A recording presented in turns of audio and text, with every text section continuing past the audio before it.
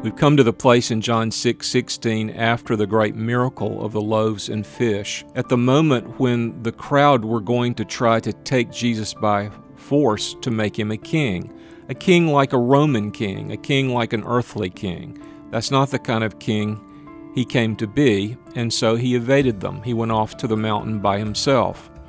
And at that moment, the disciples needed to cross the lake in one of their boats, but the Lord Jesus did not show up at the appointed time or at the time that they wanted to travel, so they're crossing that lake, the Sea of Galilee, alone. And we're told in verse 18 that a great wind began to blow. It was dark, and they were rowing with difficulty. And at that moment, maybe a moment of maximum fear because of the storm that had overtaken them, the Lord Jesus himself overtook them.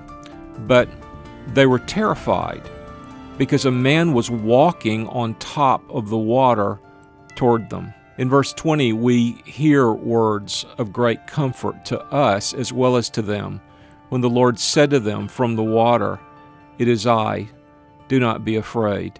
Now, this is probably one of the most easily spiritualized passages in the New Testament. The practical application leaps out to us. There's no storm unappointed.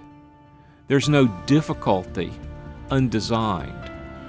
There's nothing which can overtake us that is not controlled by the God who loved us, who still loves us, whose Son gave his life for us. We look for Jesus. We listen for his voice in the storm. "It is not I," and then the familiar command, "Be not afraid." I'm Ronnie Stevens, and this is Rampart. We hope you'll follow us at rampartpublications.com.